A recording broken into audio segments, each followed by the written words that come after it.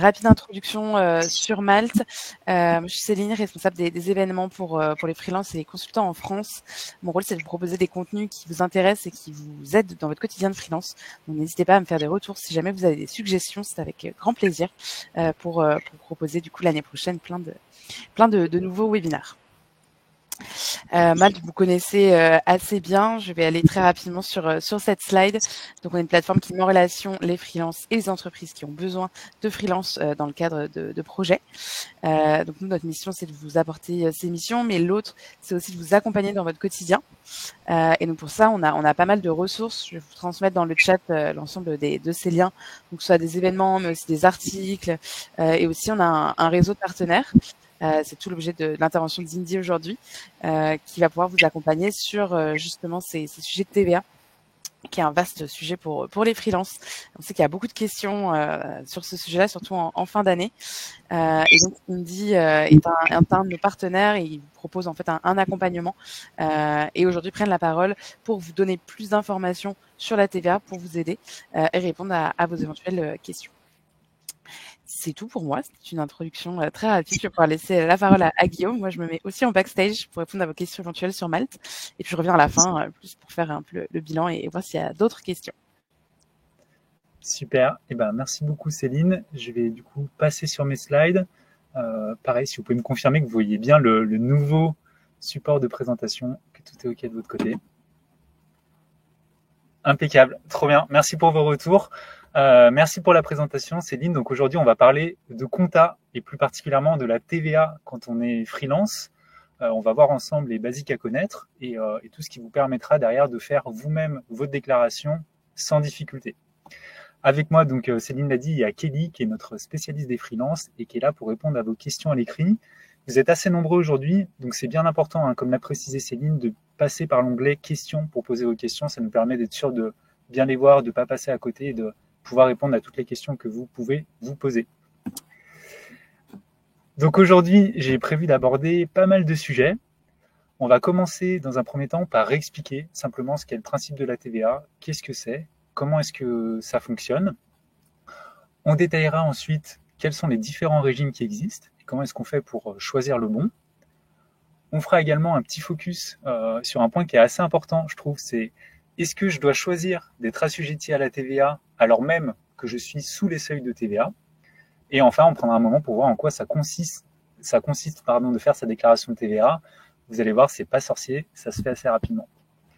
Donc voilà, vous aurez probablement des questions, faut pas hésiter à les poser, nous on est là pour ça, donc ce sera un grand plaisir. Avant de rentrer dans le vif du sujet, un petit peu comme l'a fait Céline, je vais vous prendre quelques minutes là pour vous dire quelques mots sur Indy, pour celles et ceux qui ne nous connaissent pas encore. Alors, je vois que Laurent dit qu'il n'a pas le partage d'écran, mais j'ai l'impression que pour les autres, c'est OK. Laurent, peut-être que Céline peut être là en support pour vous aider. Ok, super. Bon, j'ai l'impression que pour les autres, ça va. Du coup, je continue Laurent et puis je reprendrai vous prendrez le train en route. Donc, Indy, on s'est donné pour mission de simplifier votre vie administrative en tant qu'indépendant. On sait que c'est un vaste sujet parce qu'il y a beaucoup de contraintes, ça peut être assez anxiogène. Donc, pour ça, on a décidé 4 choses. La première, c'est de rendre la création d'entreprise gratuite. Donc, que vous choisissiez d'être en micro-entreprise, en entreprise individuelle ou en société, donc en SASU, en EURL, nous, on vous accompagne gratuitement dans toutes vos démarches. On vous propose également gratuitement un outil qui vous permet de gérer votre comptabilité, donc gérer votre activité, avoir un tableau de bord, du pilotage, gérer vos justificatifs. On vous permet également de faire gratuitement tous vos devis et toutes vos factures.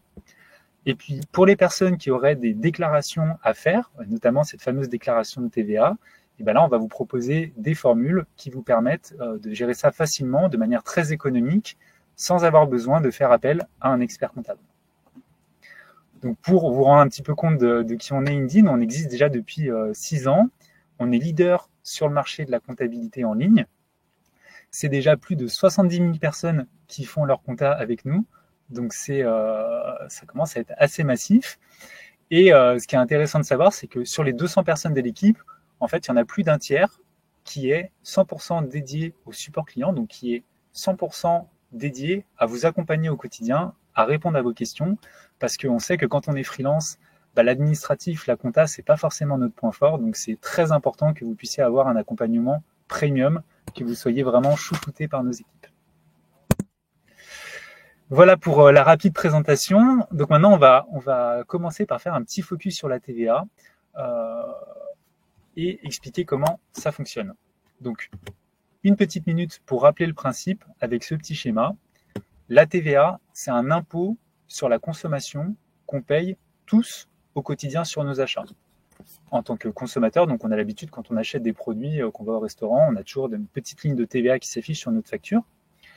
Pour les entreprises, elles, le rôle il est un petit peu différent. Elles vont s'occuper de collecter cet impôt pour le compte de l'État. Et en contrepartie, du coup, l'État va dire bon vous faites ce travail pour moi. En contrepartie, je vous permets de récupérer la TVA sur vos achats. Donc, si je prends l'exemple d'un freelance sur ce schéma-là, le freelance, il va réaliser des missions et il va facturer ses clients. Et au moment où il va facturer ses clients, il va collecter de la TVA pour le compte de l'État. Donc, c'est pas du chiffre d'affaires, c'est bien de l'argent qu'il va reverser à l'État. Et en contrepartie, le freelance, il a aussi des dépenses qui sont soumises à la TVA. Et du coup, le freelance, il va pouvoir déduire cette TVA de celle qu'il a collectée. Donc, au moment de faire sa déclaration de TVA, on fait le total de la TVA collectée, moins le total de la TVA déductible. Si c'est positif, le freelance il va reverser l'argent qui reste à l'État. Et ce qui est aussi intéressant, c'est que si à un moment vous faites pas de chiffre d'affaires ou peu de chiffre d'affaires et que vous avez eu des dépenses et que vous avez plus de TVA déductible que TVA collectée, et en fait c'est l'État qui va vous rendre de l'argent. C'est ce qu'on appelle un crédit de TVA. Ici, je vous précise rapidement, mais vous le savez que quand vous faites des achats, vous avez l'habitude de voir apparaître différents types de TVA en fonction de la nature de vos dépenses. Donc, il y en a 4 principaux. La TVA classique, le taux normal à 20%. On a un taux réduit à 10%, un autre taux réduit à 5,5% et puis le taux super réduit pour certaines choses, notamment les médicaments qui sont à 2,1%. Donc ça, c'est pour ce que vous achetez. Et pour ce que vous facturez, la plupart du temps, c'est quand même assez simple. Si vous êtes freelance dans la tech, que vos clients sont en France, vos prestations, si c'est de la prestation de service, elles seront soumises, sauf exception, à une TVA de 20%. Donc c'est le montant de la TVA que vous allez faire apparaître sur vos factures. Voilà pour la présentation du fonctionnement de la TVA. Maintenant qu'on a posé un petit peu les bases du fonctionnement, on va s'intéresser aux différents régimes qui existent. Vous avez 3 régimes de TVA. Le premier, donc on a mis à gauche, c'est celui qui vous est attribué par défaut quand vous vous lancez. C'est ce qu'on appelle le régime de franchise en base. Donc ça, en fait, c'est un régime spécial dans lequel, en fait, on dit, vous êtes exonéré de TVA, vous n'avez pas à gérer la TVA.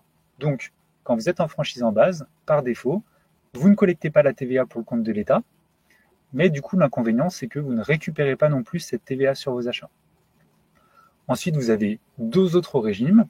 Le régime du milieu, qui est le régime réel simplifié. Donc là, vous allez déclarer la TVA, mais vous le faites seulement une fois dans l'année. Et le régime de droite, qui est le régime réel normal. Et donc là, vous allez déclarer la TVA soit de manière mensuelle, soit de manière trimestrielle. Pour passer d'un régime à l'autre, il y a des seuils qui existent. Et du coup, c'est ce que je vais vous présenter là, juste après. Donc, quand vous démarrez votre activité de freelance, vous créez votre micro-entreprise, votre entreprise individuelle ou votre société, par défaut, vous êtes exonéré de TVA.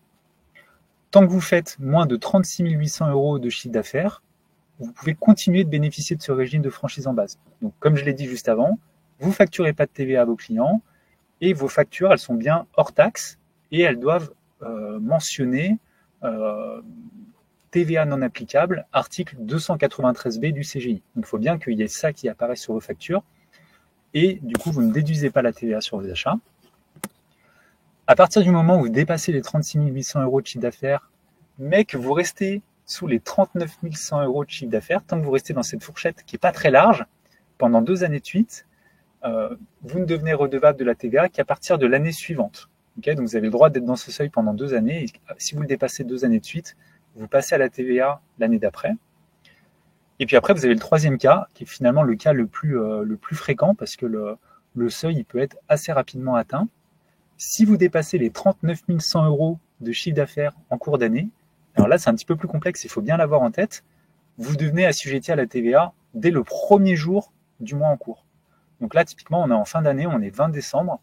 Si aujourd'hui, j'ai un client qui me paye une facture et que je dépasse du coup les 39 100 euros le 20 décembre, eh ben, je vais devoir devenir assujetti depuis le premier jour du mois. Donc ça, c'est important. Et donc, toutes les factures que j'aurais déjà envoyées à des clients depuis le premier jour du mois, je vais devoir les reprendre et je vais devoir les modifier pour faire apparaître la TVA. Donc, hyper important de bien suivre ces seuils-là, de vérifier que vous ne les dépassez pas ou être bien sûr du moment où vous les dépassez. Et du coup, c'est ce qu'on propose sur Indy, y compris sur la version gratuite de l'outil. Là, je vous l'ai mis à droite, vous avez parmi les indicateurs que vous avez dans votre tableau de bord, vous avez un petit indicateur qui vous permet de suivre facilement votre chiffre d'affaires et de voir le moment à partir duquel vous dépassez le seuil et donc vous devenez redevable de la TVA. Ok ? Là, je vous refais la petite synthèse des 3 choses qui vont changer du coup concrètement dans votre quotidien à partir du moment où vous devenez assujetti. Donc la première, ça va être un impact direct sur les factures que vous émettez auprès de vos clients. Vous allez commencer à facturer la TVA.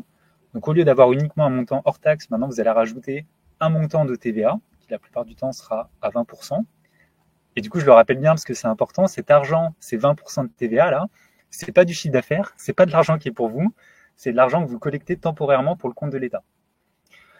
Deuxième chose qui change, vous commencez également à récupérer la TVA sur vos achats. Donc là, ça devient assez avantageux, j'en reparlerai un petit peu après.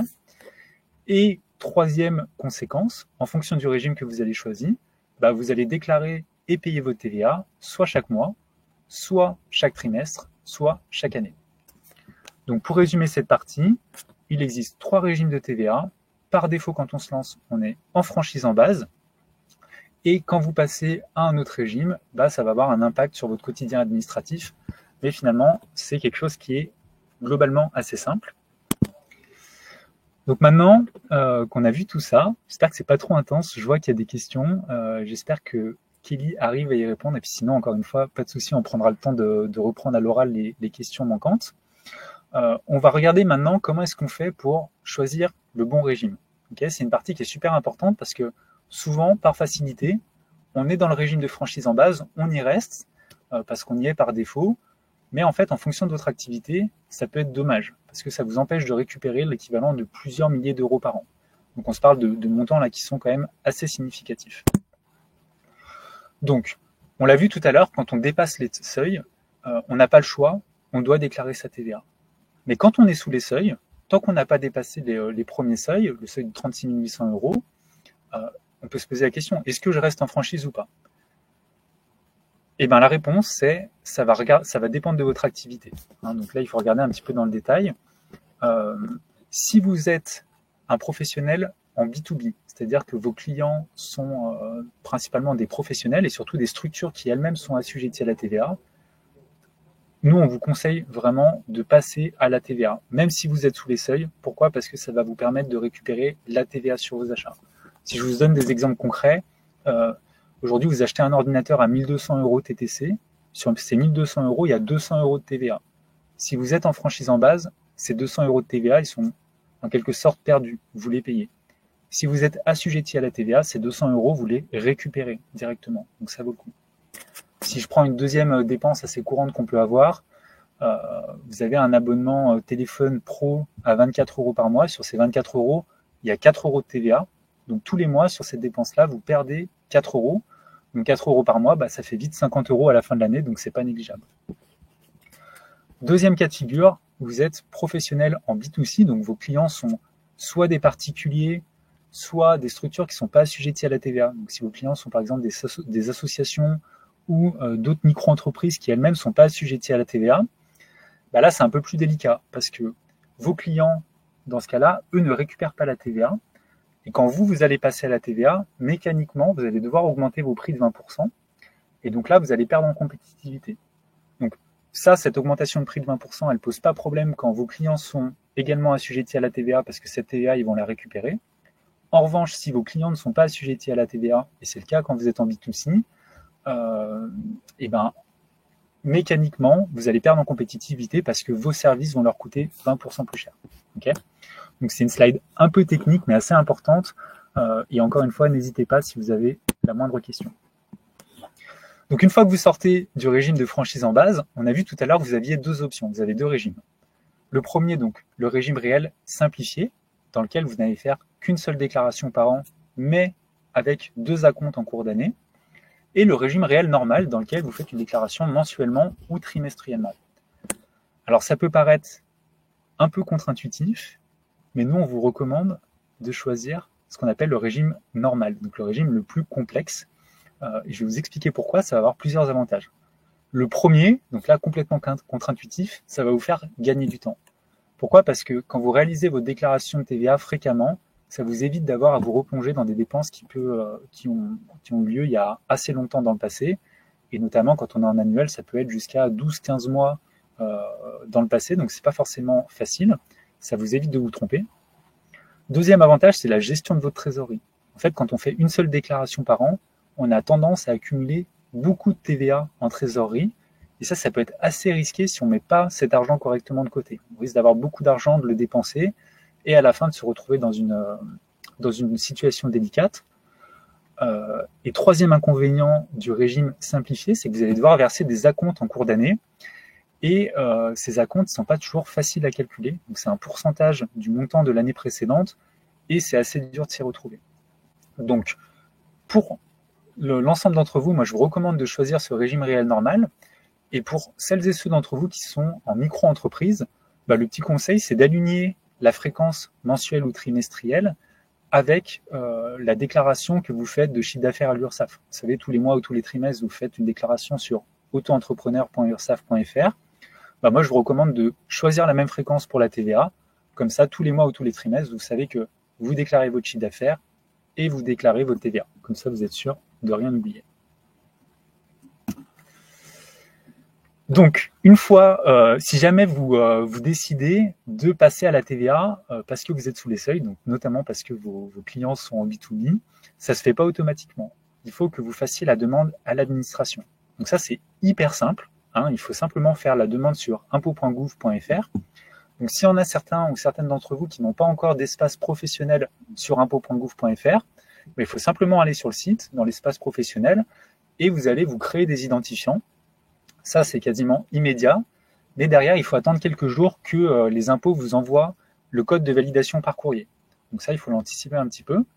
Une fois que vous avez reçu votre code de validation par courrier, vous avez simplement à aller dans l'espace en ligne, dans la messagerie, et vous allez pouvoir envoyer un message en disant « Bonjour, je suis actuellement en régime de franchise en base et je souhaite passer à la TVA. » Donc parmi les choses qu'il faut préciser, c'est le régime que vous choisissez pour la TVA. Donc, moi, je vous recommande le régime normal et la date à laquelle vous souhaitez commencer à déclarer la TVA. Donc, par exemple, le 1er janvier 2024. Donc là, je vous ai mis un petit exemple de texte que vous pouvez utiliser pour formaliser votre demande. Vous pouvez juste le copier-coller et l'adapter en fonction de vos besoins. Et une fois que vous avez envoyé votre message, vous allez recevoir sous quelques jours votre numéro de TVA que vous pourrez faire figurer sur vos factures et qui permettra de facturer et derrière de déclarer la TVA. J'espère que c'est OK pour vous pour cette partie. Maintenant, on va voir, maintenant qu'on a choisi le bon régime de TVA, qu'on a fait la demande aux impôts, on va regarder comment ça se passe pour déclarer sa TVA.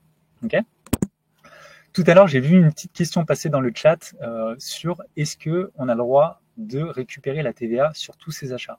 C'est une très bonne question. Et effectivement, il faut que vous sachiez qu'il existe quelques règles spécifiques et qu'il n'est pas possible de récupérer la TVA sur tous ces achats. Donc ici, je vous mets un petit récapitulatif qui n'est pas tout à fait exhaustif, mais qui vous permet quand même d'avoir les principales notions sur ce que vous pouvez récupérer comme TVA ou pas. Okay ? Donc, s'il y a des choses à retenir, c'est principalement que vous pouvez récupérer la TVA sur votre péage et votre carburant. Enfin, 80% du total de votre carburant. Mais vous ne pouvez pas récupérer la TVA si vous prenez le train ou les transports en commun. Donc ça, c'est pas tellement dans l'air du temps, c'est pas hyper logique, mais c'est comme ça, la règle, elle est comme ça. Si vous voyagez dans votre voiture, vous récupérez la TVA. Si vous prenez les transports en commun, c'est niet.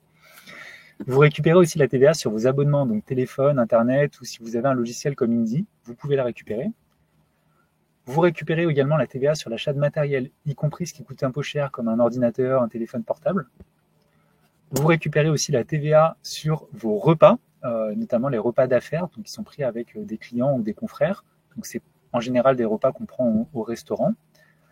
Par contre, vous ne récupérez pas la TVA sur l'achat de votre véhicule professionnel et vous ne récupérez pas non plus la TVA sur les frais d'hébergement. Donc si vous allez à l'hôtel ou vous choisissez d'aller dans un Airbnb, là-dessus sur la facture il y a bien de la TVA, mais c'est de la TVA qui n'est pas récupérable. Donc ça c'est des notions à savoir où il faut être équipé d'un outil pour faire sa déclaration de TVA qui permet de gérer ces spécificités de manière autonome. Donc là, vous avez les règles de ce que vous avez le droit de récupérer ou non. Il faut aussi savoir que la déclaration de TVA, on ne la rend pas au moment où on le souhaite. Il y a quand même des deadlines, comme toutes les déclarations, on a l'habitude.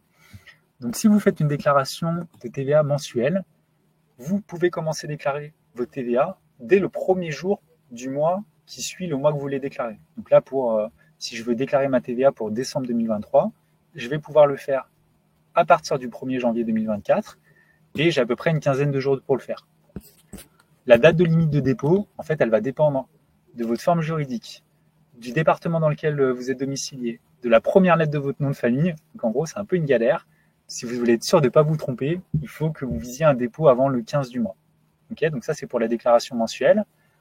Pour la déclaration trimestrielle, c'est la même règle que celle que je viens de citer, mais simplement, vous allez uniquement faire une déclaration tous les 3 mois, donc en janvier, avril, juillet et octobre. Et puis pour la déclaration annuelle, vous avez jusqu'au début mai pour faire vos déclarations de l'année précédente. Donc si vous avez fait une clôture au 31 décembre, ce qui est le cas la plupart du temps, vous avez jusqu'au début mai de 2024 pour faire votre déclaration de TVA. Et il y en a peut-être certains d'entre vous qui sont en société et qui peut-être ont un exercice décalé, donc qui ne font pas une clôture au 31 décembre. Et dans ce cas-là, vous allez avoir 3 mois après la date de votre clôture pour faire votre déclaration de TVA annuelle. Et pour rappel, quand vous êtes en déclaration de TVA annuelle, vous avez des acomptes à payer en cours d'année, à ne pas oublier. Maintenant qu'on sait tout ça, qu'on sait ce qu'on a le droit de déduire, qu'on sait quand est-ce qu'on doit rendre la déclaration, je vous explique rapidement comment remplir sa déclaration. Donc remplir sa déclaration, vous avez sûrement l'habitude, c'est avant tout mettre les bons montants dans les bonnes cases. Donc ça paraît assez trivial et c'est assez vite dit.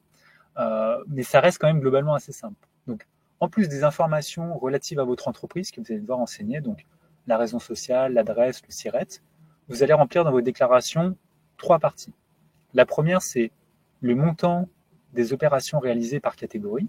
Donc vous, en tant que freelance en France métropolitaine, ce sera principalement la case relative aux ventes et prestations de services.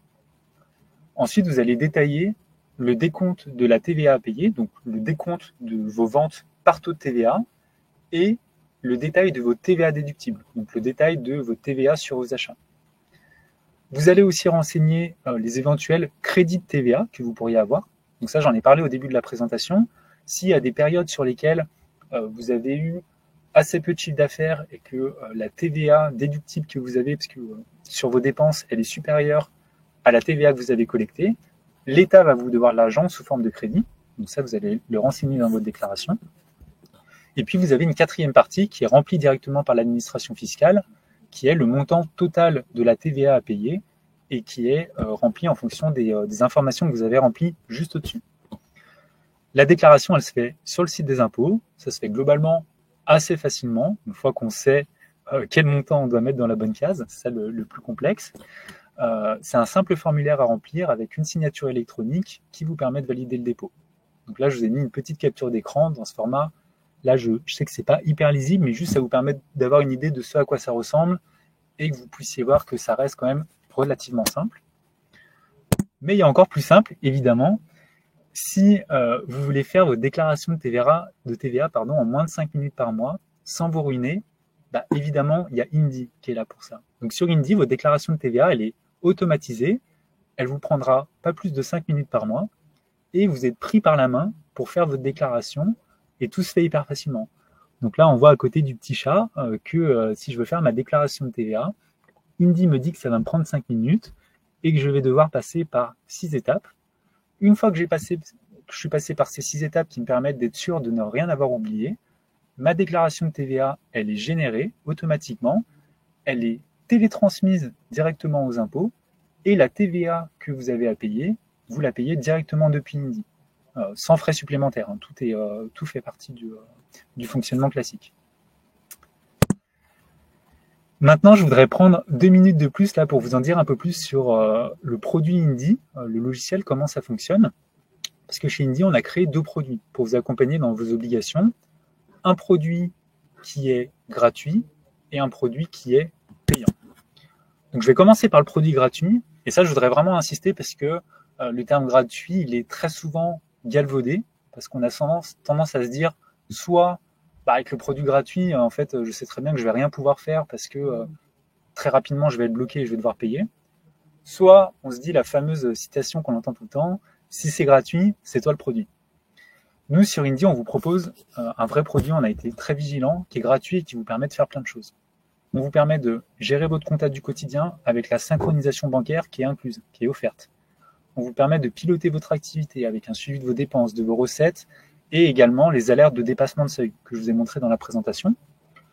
On vous permet de conserver aussi tous vos justificatifs, vos factures grâce à une simple photo, donc que vous pouvez prendre avec votre téléphone. Et on vous permet également de réaliser tous vos devis et toutes vos factures. Donc là, vous pouvez dire, c'est quoi l'intérêt pour Indy de proposer un produit qui est complètement gratuit comme ça? En fait, tant qu'on est en micro-BNC, qu'on n'a pas de TVA, donc tant qu'on est en micro-entreprise sans TVA, les obligations comptables, elles sont très légères. Il n'y a pas forcément de besoin, il n'y a pas forcément besoin de payer un outil. Nous, Indy, on va apporter le plus gros de notre valeur au moment où vous changez de statut, soit par exemple parce que vous décidez de passer à la TVA, soit parce que vous passez en entreprise individuelle au régime réel, soit parce que vous passez en société. Et dans ce cas-là, on a la version premium de Indy qui va vous permettre de faire vos déclarations. Donc la version premium, elle coûte 12 € par mois si vous êtes en micro-entreprise, 22 € par mois si vous êtes au régime réel et 49 € par mois si vous êtes en société. Et ce produit premium, il va vous permettre de faire en quelques clics toutes vos déclarations et notamment la déclaration de TVA dont on a parlé aujourd'hui. Et c'est super important, vous bénéficiez d'un accompagnement vraiment de très grande qualité par notre équipe support. Vous êtes chouchouté, pris par la main. Et évidemment, Indy, c'est comme Netflix, hein, c'est sans engagement. Donc si ça ne vous plaît pas, en un clic, vous pouvez tout arrêter. On a aussi un petit bonus pour les Malteurs, pour ceux qui utilisent la plateforme. On a une intégration entre Malte et Indy. On a travaillé main dans la main pour rendre ça encore plus concret et plus pratique. Indy, en fait, ce qu'on va faire, c'est récupérer directement la facture qui est générée sur Malte. Donc, quand vous recevez un paiement, la facture, elle est automatiquement reliée à la ligne comptable dans Indy. Elle est stockée avec la valeur probante. Et la commission qui est perçue par Malte, elle est intégrée directement dans vos transactions. Vous n'avez pas de retraitement à faire. Comptablement, tout l'argent des missions qui sont faites via Malte sont comptabilisés correctement dans Indy. Donc, vous n'avez rien à faire. Et du coup, voilà, j'ai pas insisté, mais là, vous voyez que vous avez le lien vers la landing page pour vous créer un compte. Et dans le cadre du partenariat avec Malte, on a également, on vous met à disposition la possibilité de prendre un rendez-vous gratuitement avec nous pour faire le point sur votre situation, pour nous poser vos questions sur la TVA. Je sais que c'est très dense la présentation, on a essayé de rendre ça le plus clair possible, mais vous pouvez prendre des rendez-vous gratuitement avec nous pour échanger. Donc là, soit vous pouvez scanner le QR code, soit je vous remets le lien dans le chat, comme ça, si vous pouvez prendre un rendez-vous directement. Tac. Et donc, ce rendez-vous, il est gratuit. Et puis derrière, pour les personnes qui souhaiteraient tester Indy, donc je le répète, vous avez soit la version gratuite qui vous permet de gérer votre activité, mais sans faire les déclarations. Et pour ceux qui veulent faire leur déclaration sur la version premium, là, c'est imbattable. Jusqu'au 31 décembre, avec le partenariat avec Malte, on vous offre votre compte à 2023. Donc, vous pouvez vous créer un compte. On ne vous fera pas payer tout ce qui s'est passé depuis le 1er janvier. Vous allez pouvoir reprendre tout votre compta du 1er janvier au 31 décembre. Vous n'allez rien payer. Vous allez pouvoir faire vos déclarations gratuitement, sans engagement. C'est imbattable. Comme ça, vous pouvez tester, voir si ça vous convient. Et puis voilà, voir si c'est adapté pour vous. J'ai terminé avec la présentation. J'espère que ça vous a plu. J'espère que ça vous a intéressé, que ça a répondu aux questions que vous pouviez vous poser sur la TVA. Je vois dans le chat qu'il y a eu énormément de questions, donc c'est trop chouette. J'espère que Kelly, t'as pas été trop sous l'eau. Et puis du coup, on va peut-être prendre un petit temps avec Céline pour resélectionner quelques questions pour y répondre. Effectivement, beaucoup de questions auxquelles Kelly est toujours en train de répondre. Donc, je vais les trier par vote et par non répondu. Du coup, on a une question de Quentin qui disait si j'ai dépassé le seuil des 39 100 en 2023, je continue de facturer la TVA dès le 1er janvier 2024 ou je me mets à facturer hors taxe à compter du 1er janvier et reprend sa facturation du TTC une fois le seuil des 39 000 dépassé. Je ne sais pas si tu vois aussi la question dont je pense que là c'était assez. Oui, alors là, du coup, j'ai un doute sur la question de Quentin. Est-ce qu'il repasse sous les seuils ou est-ce qu'il dépasse les seuils? Parce que j'ai l'impression qu'il repasse sous les seuils, c'est ça, hein? Si j'ai dépassé les seuils en 2023, non, je crois qu'il est toujours dépassé dans les deux cas. Ok, donc alors, s'il dépasse les seuils cette année, s'il dépasse le seuil de 39 100 euros, c'est important de savoir qu'il va commencer à facturer la TVA, pas à partir du 1er janvier 2024, mais à partir du premier jour du mois dans lequel il a dépassé ce seuil-là. Donc s'il a dépassé par exemple le 20 novembre, il faut que toutes ces factures à partir du 1er novembre ne soient plus hors taxe, mais TTC en faisant apparaître la TVA. Très bien. Voilà. Ensuite, les autres questions qui ont beaucoup été votées, il y a eu la réponse. Kelly est allée très vite. C'est une machine de guerre, Kelly. Là, je vois une question où il n'y a pas encore eu de réponse. Si on est en retard sur le passage du régime TVA, peut-on envoyer une seule facture à son client unique pour rattraper toute la période concernée par ce retard? Normalement, non, il faut qu'il y ait des factures justificatives individuelles qui reprennent les anciennes factures pour que ce soit bien en lien avec le paiement. Disons que c'est toujours pareil pour l'administration fiscale, ces moments-là, c'est des moments un peu clés. Il vaut mieux faire quelque chose que rien faire du tout. Il vaut mieux avoir une seule facture rectificative si jamais c'est trop compliqué. Mais idéalement, pour bien coller, il faudrait reprendre chacune des factures que vous aviez émises auparavant en faisant une facture rectificative. Ok, très clair. Hop.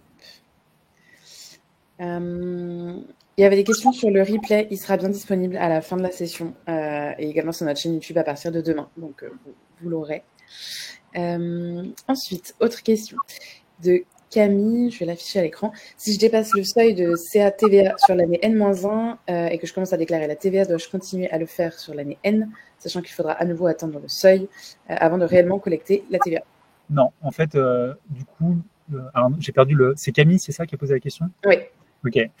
Camille, en fait, si vous dépassez le seuil, vous devenez assujetti à la TVA et vous n'avez pas besoin de. Enfin, on va pas attendre que vous redépassiez le seuil au cours de l'année suivante. Donc, si là j'ai dépassé le seuil en 2023, je deviens assujetti en 2024, dès le début de l'année 2024, et on ne va pas attendre que je dépasse le seuil en cours d'année pour que je collecte la TVA. Donc, je deviens assujetti à la TVA dès que j'ai dépassé le seuil. Donc je commence à collecter la TVA et je récupère la TVA sur mes achats. Très bien.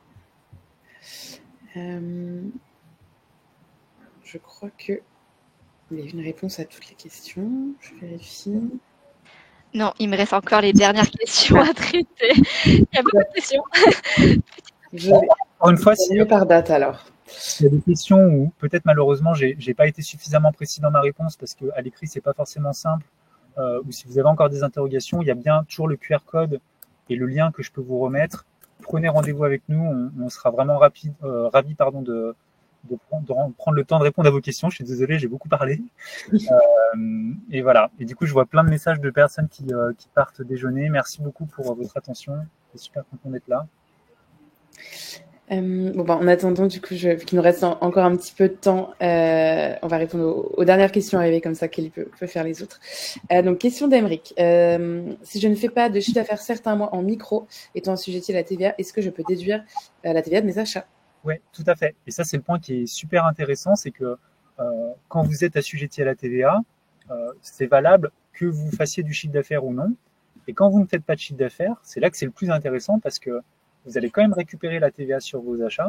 Et là, dans ce cas-là, c'est l'État qui va vous reverser l'argent en question. Donc, si je prends un exemple volontairement très simple, on est au mois d'août, j'étais en vacances, j'ai pas fait de chiffre d'affaires, mais je me suis acheté un nouvel ordinateur à 2000 euros hors taxe, il y a 400 euros de TVA, et ben ces 400 euros de TVA, l'État va me les rembourser.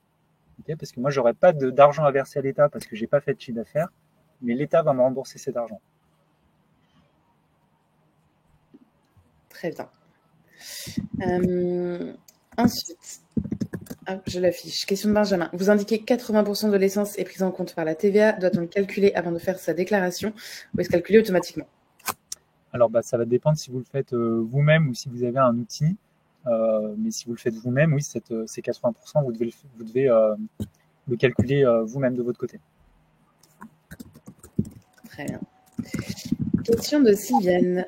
Hop. Si on a une activité qui ne génère pas beaucoup d'achats, quel régime de TVA faut-il choisir? Alors, si vous avez très peu de charges, vous pouvez vous poser la question de savoir est-ce que ça vaut le coup de récupérer votre TVA. Donc là, je pars du principe que vous avez le choix, que vous êtes toujours en dessous des seuils de franchise en base, que vous avez le droit de rester en franchise en base. Si vous avez très peu de charges, peut-être que ça vaut pas le coup de faire une déclaration de TVA parce que vous allez récupérer assez peu d'argent et versus le temps que ça va vous prendre, ça vaut pas forcément le coup. En revanche, si vous avez dépassé les seuils, vous allez avoir toujours le choix entre le régime simplifié avec une déclaration annuelle ou le régime normal avec une déclaration mensuelle ou trimestrielle.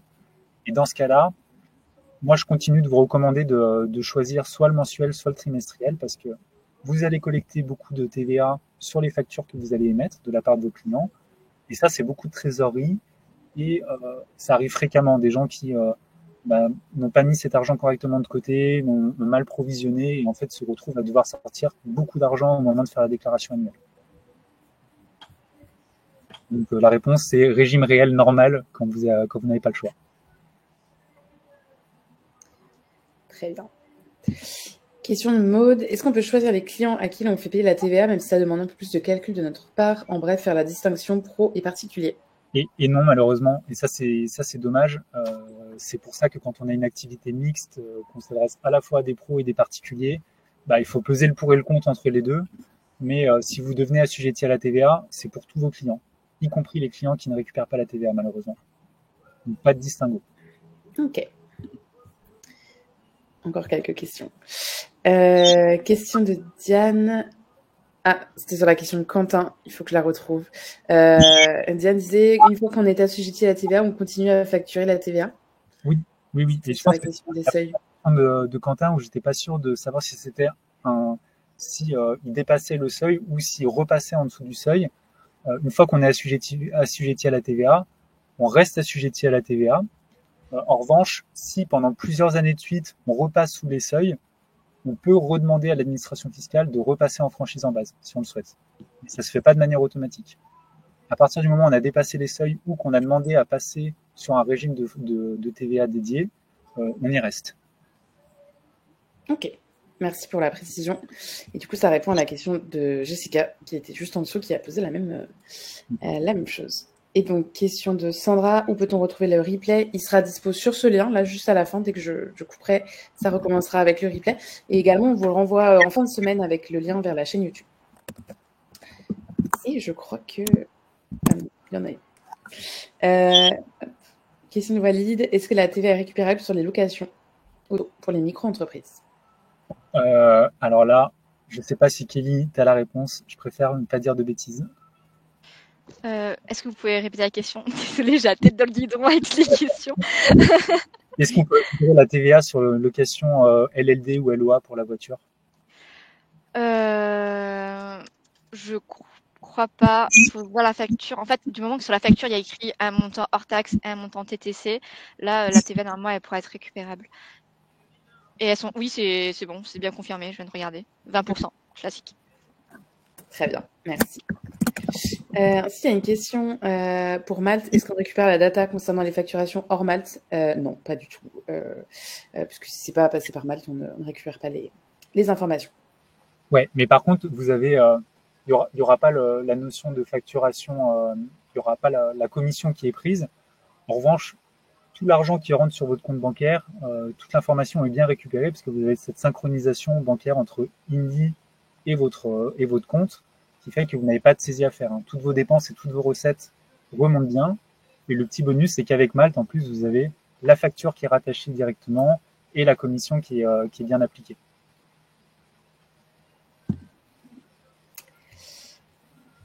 Voilà, je rebalaye, mais il me semble que nous avons répondu à toutes les questions.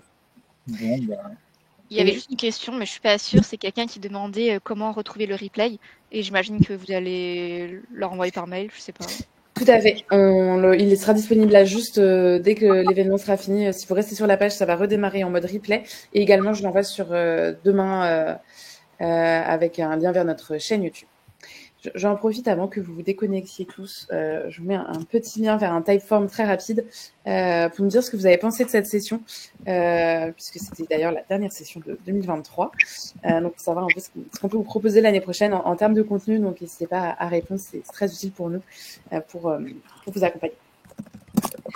Et puis, si vous avez des questions, on reste évidemment disponible. Moi, pour la partie Malte et puis Guillaume plus pour la partie TVA et comptabilité. Ben, c'est un grand plaisir. Merci encore une fois, Céline, pour cette invitation. Merci à tout le monde là pour votre présence, votre écoute, toutes ces questions. C'est super chouette. Ça veut dire que ça vous intéresse. On espère qu'on vous a aidé. Et puis voilà, au plaisir de continuer tout ça. Très bien. Merci également. Bonne journée. Je vous souhaite à toutes de très bonnes fêtes. Merci tout le monde. Bon après-midi. À bientôt. À bientôt.